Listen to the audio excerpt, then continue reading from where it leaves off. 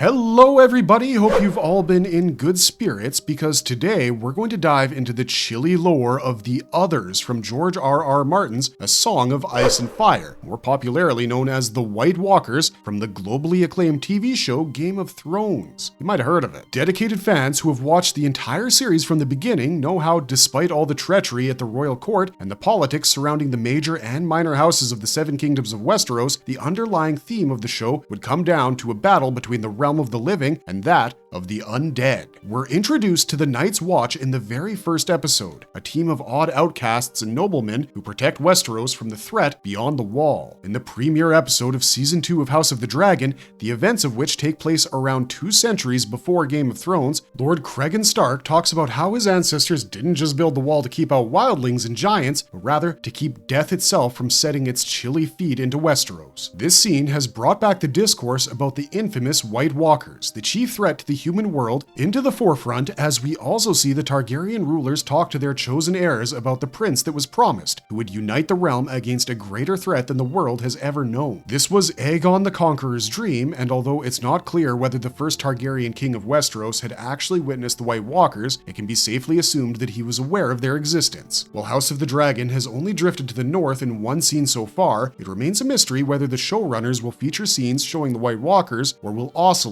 between King's Landing and Dragonstone to focus on the Targaryen Civil War. For now, here's a complete refresher on the origin of the White Walkers, known as the Others in the books, and their portrayal in Game of Thrones. Before we get into our explanation, we have a very small request. If you like our content, please support us by subscribing to our channel. This is a small click for you, but for us, it means a lot. Thank you. Let's begin.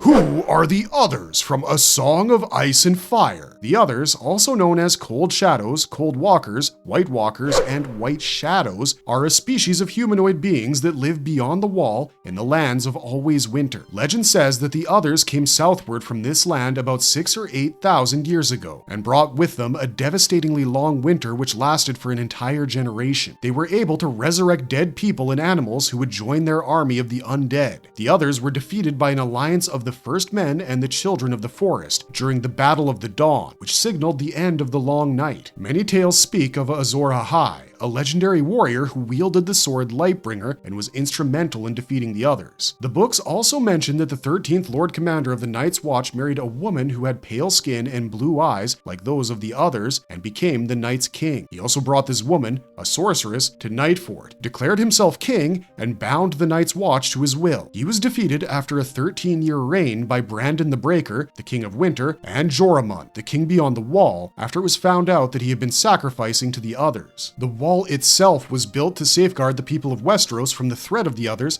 but their existence came into question as they had not been seen in thousands of years. Therefore, they only served to scare young children in tales. The Others are described as tall, with flesh as pale as milk and colder and bluer than any shade humans had ever seen. They also have pale blue blood and shiny bones. George R.R. Martin had explicitly said that the Others aren't dead, even though Old Nan describes them as dead things. The Night's King's queen, however, is often dubbed as Corpse Queen. The author has also described the Others as strange, beautiful, inhuman, elegant, and dangerous. The Others wear light, reflective, and camouflaging armor that shifts in color with every step they take. They're also pretty good with a sword and wield thin blades made of ice-like crystal. These swords produce a high, thin sound like that of an animal screaming in pain when they come in contact with steel blades. They make a sound as sharp as the screech of a needle when they brush against flames. These ice blades can also shatter regular steel blades and can cover metals in frost. The Others have the mysterious power of resurrecting dead men and creatures into undead wights. Burning the bodies of the dead is the only way the Others would not be able to resurrect them. Some tales talk about the Others riding dead animals like bears, direwolves, and horses, and some talk about them riding giant ice spiders. The Others walk so lightly that they leave no footprints in the snow, quick as lightning, and very graceful. They're always accompanied by extreme cold, although it's unclear whether they come because of the cold or whether they bring the cold with them. White mist obscures them as they travel. While it's said that they hide from the sun and only come out when it's dark and nighttime, some stories say that they bring the night with them. The others also hate iron and fire. They speak an unknown inhuman tongue which sounds like ice cracking on a winter lake, and their laughter feels sharp like icicles. Old Nan has been known to say that the others hate every living creature with warm blood in their veins. She also says that the free folk capture women from Westeros to give to the others, and these women are mated to them to produce half-human children like the ones the first men had fought during the Long Night. Stannis Baratheon called them demons made of ice and snow and cold. The Red Priestess Melisandre said that the others are the cold children of the Great Other, who is the rival of the Lord of the Light. The free folk believe that the others can smell life, or rather the warmth associated with the living. Craster's wives say that he believes the others to be gods and sacrifices his sons and sheep to them.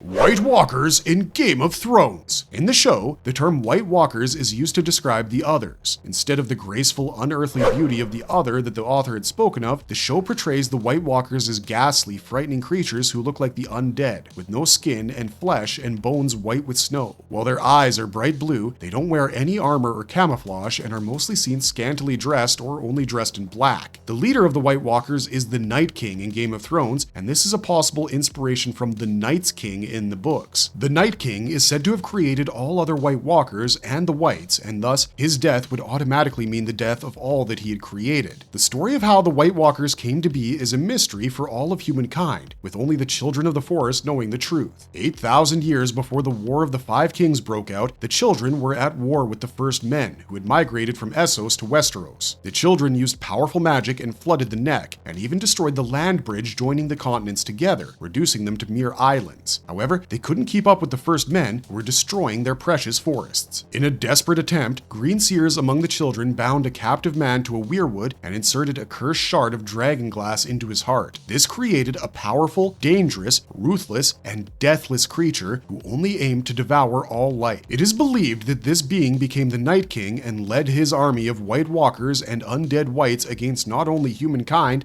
but the children of the forest as well, the very kind that created it. As the children realized that they could no longer control what they had created, they made a pact with men to avoid mutual destruction at the hands of the White Walkers. This alliance of the children and the first men defeated the White Walkers and drove them far back into the land of always winter, where they vanished. This event came to be known as the Battle for the Dawn and led to a lasting truce between the children and the first men. The former would get to keep their forests, and the men could keep their towns and cities. This also marked the creation of the Wall and the Night's Watch, which were armed by the children with dragon glass to protect themselves in case the White Walkers ever returned. Of course, these events happened much earlier than the events of Game of Thrones. So much so that most people didn't even believe in the existence of the White Walkers and considered them fairy tales to scare children. The Night's Watch became an exile for people from all over Westeros instead of being a resistance against the White Walkers. Season 1. White Walkers first appear after thousands of years. In the very first season, there are rumors of sightings of White Walkers from beyond the Wall. It's shown that Will, a renegade from the Watch who was captured near Winterfell, came across the corpses of massacred wildlings, and then watched his fellow comrades, Garrett and Waymar Royce, get slaughtered by White Walkers. The Walkers also reanimated a dead wildling child into an undead white. While the man insisted he was telling the truth, his story was not believed by Eddard Stark, who considered him a deserter of the Night's Watch and executed him. Later, Jeor Mormont and Maester Aemon of the Night's Watch talked to Tyrion Lannister and asked him to request his sister, Queen Cersei, send more reinforcements to the Wall. While being cryptic enough, they inform him that there is something beyond the Wall other than just wildlings, and it has been growing in influence, and come winter, this unknown enemy might soon make a move. A group of wildlings are then seen moving south of the Wall, and when they flee Winterfell, one of them considers taking a Stark hostage for Mance Rayder, the king beyond the Wall. However, the others say that they'll never again go back north, and with the imminent threat of the White Walkers, the south is the safest place. Osha, one of the wildlings captured near Winterfell, tells the Starks that she was fleeing with her folks to escape the White Walkers. She tells them how the creatures sleep during the day and hunt at night, and although this is dismissed by Maester Luwin, who says that the Walkers are long dead, Osha stands true to her story and says that the Walkers were only sleeping and are no longer doing just that. Later, several bodies are found north of the Wall, which are revealed to be missing comrades from the Night's Watch. Samwell Tarly of the Watch notices how the bodies are in perfect condition and show no signs of decomposition. Later, one of those bodies reanimates as a white and almost attacks the Lord Commander, and its weakness to fire is found by Jon Snow. Once the remaining bodies are disposed of, Sam tells Jon that he has read only the touch of a White Walker could make a dead man wake up, as they had just seen. He also expresses concern about the unpreparedness of the Night's Watch should the White Walkers decide to attack. With all these advancements, Lord Commander Mormont decides to dispatch a team north of the Wall to understand the situation and take action if necessary. In the meanwhile, the Game of Thrones has begun in the south, but the Lord Commander tells Jon that the war in Westeros will be of little consequence in front of the White Walkers making their return.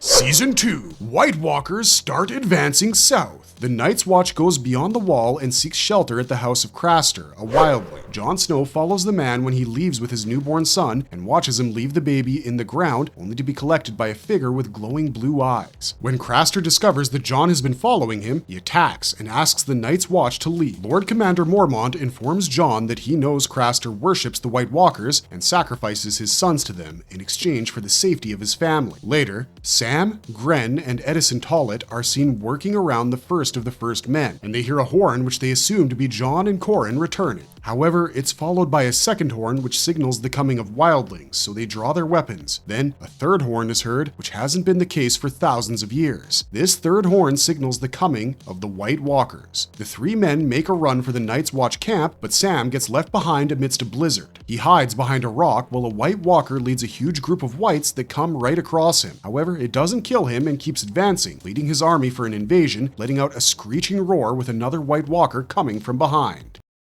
Season 3. The threat is real. Sam befriends Gilly, one of Craster's sister wives, and hides with her and her newborn son in a destroyed cabin. A White Walker attacks them, and Sam tries to defend himself with his sword, but it shatters upon the touch of the Walker. The being then walks towards Gilly, intending to take her child. Sam, lying on the ground, comes across a dragonglass dagger he has found at the fist of the First Men and makes a desperate attempt to stab the Walker. He stabs it in the shoulder and it screeches in pain as its body starts to turn into solid ice and then shatters, leaving nothing behind. The season largely focused on the events happening in the south, with the political intrigue deepening and houses joining and breaking alliances. However, it showed that for the first time, White Walkers can be killed with dragonglass weapons, in addition to completely solidifying the belief that they had appeared once again and were preparing to attack humans.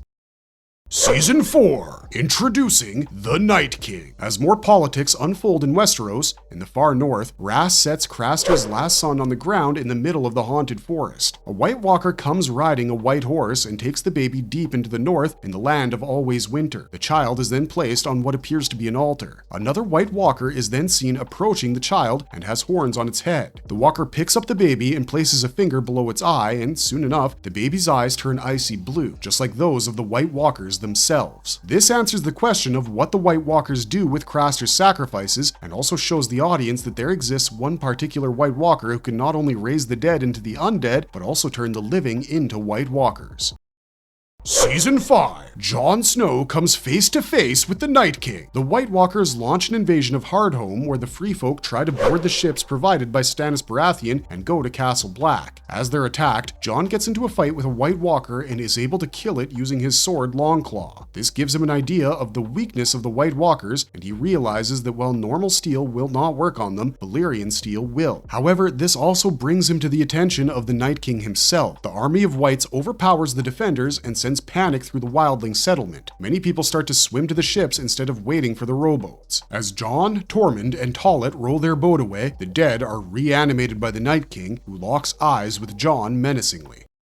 Season 6. The Night King kills the Three-Eyed Raven. Bran Stark, the youngest son of Eddard Stark, was crippled in the first season, and ever since, he's been on his own adventures. He finally meets the Three-Eyed Raven, who shows him how the White Walkers were created in the first place. Bran sees a vision of a heart tree and a man tied to it, while Leaf and the other children of the forest talk amongst themselves and then turn their attention to the man. Leaf approaches him and slowly pushes a dragonglass dagger into his heart. The man screams but doesn't die. Instead, his his eyes turn icy blue and he becomes the first White Walker, the Night King. Bran then asks Leaf why they would create the White Walkers, and she replies that the children were at war with the first men and were desperate to protect themselves and their forests. The White Walkers were the only way to do so. Later, when everyone sleeps, Bran is awake and fidgety as he wants to warg into the weirwood tree. He sees the army of the Whites and the White Walkers themselves, as well as the Night King. Before Bran can come back, the Night King holds his arm and brands him, which makes Bran come out of his vision screaming. The three-eyed raven then tells Bran, Hodor, and Meera that the Night King can now locate them thanks to Bran's mark, and they can no longer be kept away by the barrier keeping him and his army out of the cave. The children of the forest use their magic to keep out the White Walkers, but they're overwhelmed.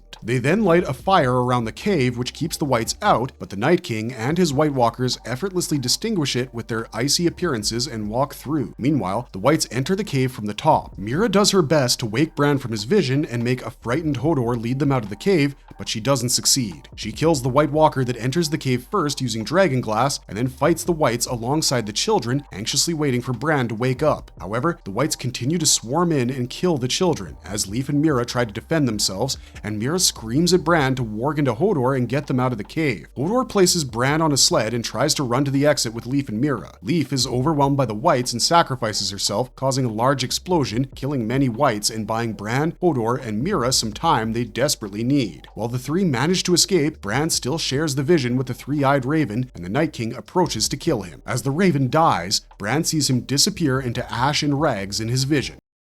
Season 7, White Walkers march into Westeros. As more political drama ensues in Westeros, the Night's Watch now has concrete proof of the White Walkers' return. In order to defeat them, they would need Valyrian steel in Dragonglass, which is found at Dragonstone, the ancient seat of House Targaryen, where Daenerys Targaryen has not established a base. Jon Snow travels to Dragonstone to urge Daenerys to join their cause, since they would need Dragonglass in large quantities. He takes her down to the caves after she allows him to mine the Dragonglass to show her markings on the wall showing the first men and the children of the forest fighting White Walkers together, with one of the drawings significantly resembling the Night King. Bran is seen warging into a flight of ravens that fly north of the wall into the land of Always Winter, where the Night King's army is seen moving south towards Eastwatch by the sea. The Night King spots Bran, which makes him dissipate the ravens quickly. It's also seen that the undead army has grown significantly in number, with undead giants now among their ranks. The Night's Watch would need the support of King's Landing to fight against the White Walkers, and they plan to catch an undead White as proof of the Walkers and take it to Cersei Lannister. In order to do this, they ambush a group of Whites led by a White Walker who Jon kills. This in turn kills all the Whites it had created except for one, and that is the one the group manages to capture. However, the shrieks of the White had alerted it to the rest of the Whites along with the Walkers, who arrived at lightning speed, and the group was forced to seek shelter on a frozen lake surrounded by Whites on all sides. Beric Dondarrion then pointed to the Night King and asked Jon to kill him, since that would kill all his creations. As the Whites closed in on the group, they have no means to escape. Just then, Daenerys arrives with 3 of her dragons and rescues them. However, the Night King hurls a spear made of ice towards Viserion, which impales the dragon, killing it and sending it down into the frozen lake. Another spear is hurled at Drogon, who manages to somehow escape. Jon keeps fighting the Whites and almost makes his way to the Night King, but falls into the lake and almost dies before he's saved by someone who appears to be Benjen Stark. Once the group has escaped, the Whites are seen pulling the corpse of Viserion out of the water. The Night King resurrects the dragon as an undead ice dragon. The Walkers and their army continue to march to the wall and finally reach Eastwatch by the sea. The Night King commands Viserion burn the wall down, nullifying its magic. The White Walkers then cross the wall into Westeros along with their undead army for the first time in over 6,000 years.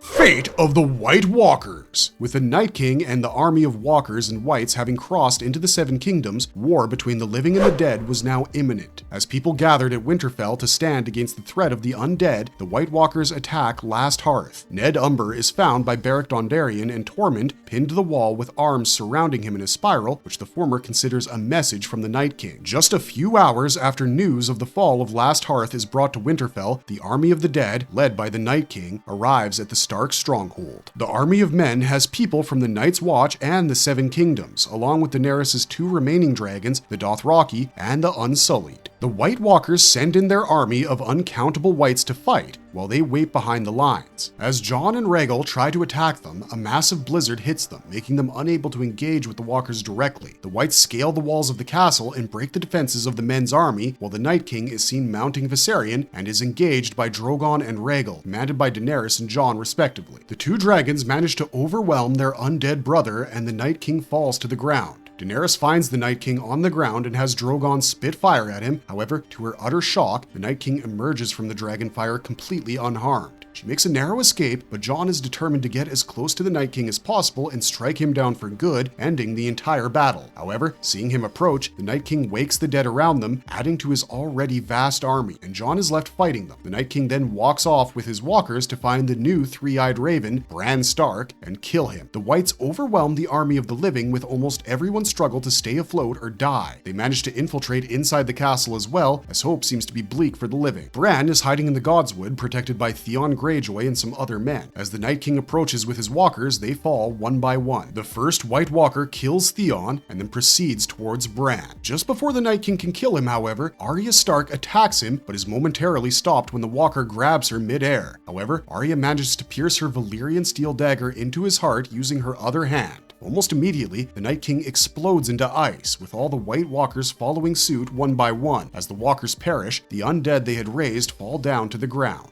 With the Night King dead, the White Walkers officially become extinct, and the greatest threat to Westeros dies.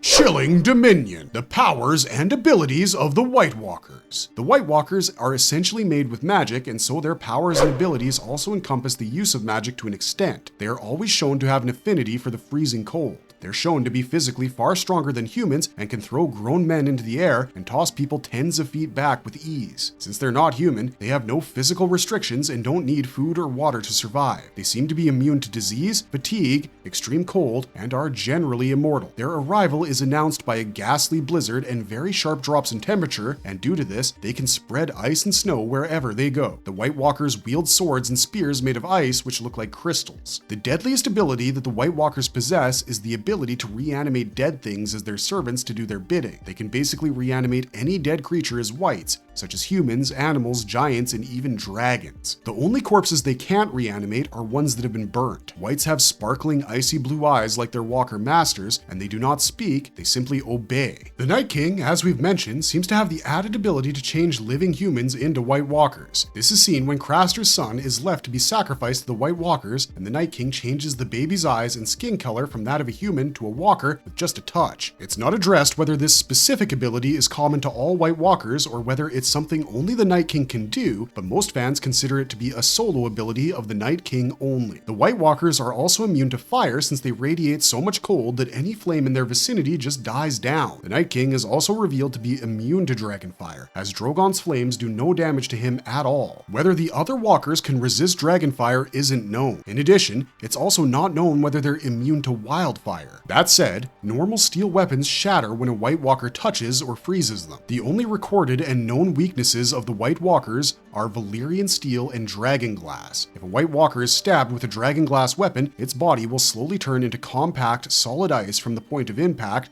and then explode and shatter, leaving nothing behind. This process will also cause the Walker a good amount of pain. Valyrian steel also does the same, but far more rapidly and effectively than dragon glass. These materials are also immune from the cold and frost that the White Walkers generate, which can render other weapons useless against them. As long as the Walker is stabbed with either dragon glass or Valyrian steel, it will die, no matter how minor or major the injury. Moreover, with one White Walker dead, all the people it had reanimated also die for good. This is mainly why White Walkers let whites lead the army from the front, while they tend to stay behind. The Night King is the first White Walker ever created. His death would automatically end all the other White Walkers and every white that exists. As such, the Night King is the strongest in the undead army, but also its biggest weakness. A fact that many fans often address is how the audience never sees a lot of White Walkers in the army of the undead. It's almost always overwhelmingly filled with whites with only a few White Walkers. They're always seen in small groups, so it's very difficult to establish exactly how many White Walkers existed. During the Battle of Winterfell, the Night King King entered the Godswood with 12 walkers to kill Bran, so it could be assumed that there were only 12 White Walkers by the time of the battle. However, it is mentioned that Craster had sacrificed 99 sons to the White Walkers, which raises the question, where were the White Walkers that the Night King had created out of Craster's sons? Many fans argue that the White Walkers themselves were not an overwhelming number,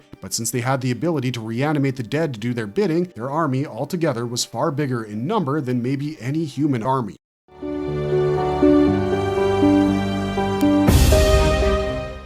Marvelous verdict! That's it for today, everyone. How did it feel to take a look at these legendary creatures from one of television's most celebrated shows? I know, we all expected a better ending from Game of Thrones in general, and might I even say that just one episode to cover the battle between the living and the dead was a little underwhelming, considering that the White Walkers were painted as the most prominent threat to Westeros right from the very first episode. There's a lot of divided opinion among fans, with many people even saying that the White Walkers should have been victorious. Well, not much to do on that front anymore, but hey, House of the Dragon is still going on, so maybe that can soothe the pain that the last season of Game of Thrones caused. Maybe. If you liked our content, don't forget to leave a like and subscribe to us if you haven't already. This is Wheezy249 signing off, but you can always find me on Twitch. Until next time, take care, and we'll be back soon with another marvelous video.